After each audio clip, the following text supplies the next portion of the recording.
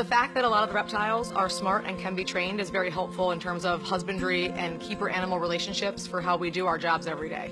Here at the zoo, we have Cuban crocodiles ranging from hatchlings, a little under a year, which are about a foot long. Adults average around 470 pounds or so.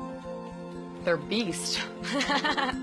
They're really cool to work with because they are so food motivated, they're so aggressive. Most crocodilians are ambush predators where they'll sit and wait in the water, but Cuban crocodiles are known to get out of the water on land and hunt down their prey. In the wild, naturally, only 1 to 5% of Cuban crocodile hatchlings will survive to adulthood. There's about 3,000 left in the wild, so they're critically endangered.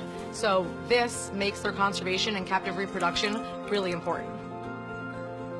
Because they are so dangerous, we start with basic training to shift them on and off exhibit because we do not go in with our adult Cuban crocodiles at all.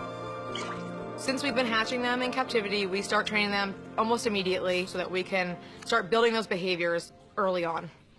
Hey buddy, you ready to train? All right, come on over here. The goal of targeting is basically to get the animal to move from point A to point B. So wherever I want him to go, I can place the target and he will follow it.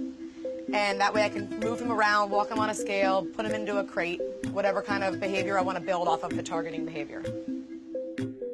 This is really important because it helps us form a relationship with the animal and we can start building onto that to new behaviors so that when he gets big and dangerous, we have a good foundation for building conditioning behaviors with him.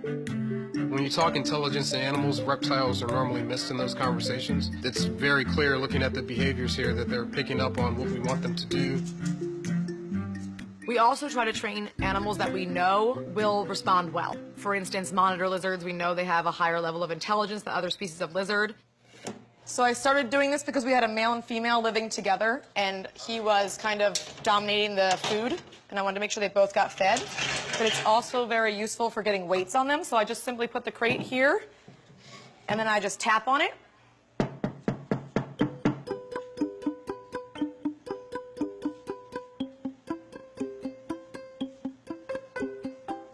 Good boy. Come on.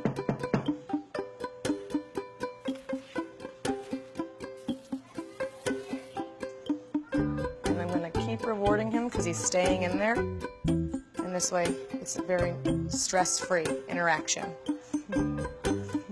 He's so cute. And then I can take him in the box wherever I need to go. So usually it's onto a scale.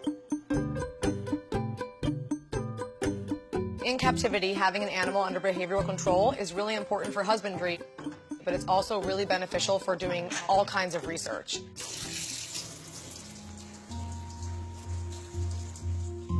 We have 3 Cuban crocodiles living together. We have Dorothy, who's the old lady. She's about 59 now.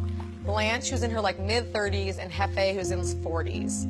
Some of the things that we can observe in captivity, like the social behavior and the fertility of these animals, is definitely relatable to wild populations of Cuban crocodiles. One of the projects we're working on now is looking at fecal hormone assays.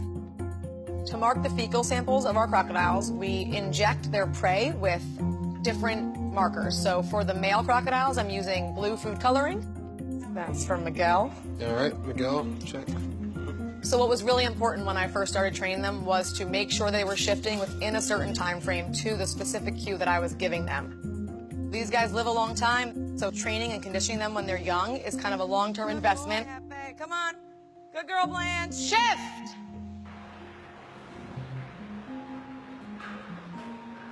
Because we're able to shift the crocodiles, we're able to go in on a regular basis and collect fecal samples for analysis. Oh, good girl. Come on, Miguel, shift!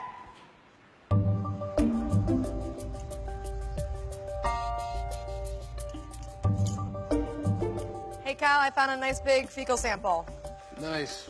Yeah, and it looks like Dorothy, no dye, no glitter. So that's unmarked? Yep, unmarked. Yep. All right, so we'll go ahead and collect that. Awesome. Great. Oh, the smell never gets any better. Mix it up good. A meatball size sample. Okay, ready? That's a big meatball. The fecal sample will go down in the freezer, and every Thursday morning we send them out to our lab to assay the sample for different hormones, so stress hormones and reproductive hormones. What's cool about having different age classes of crocodiles is that we can look at when fertility starts to wane off in crocodilians, which is really unknown. You know, still not uncommon today for people to grow up with this fear of reptiles. It's mostly just due to misunderstanding the animals. These aren't scary things. They are an important part of their ecosystem, and we do need to protect them and be actively involved in their conservation. That to me is the most important thing.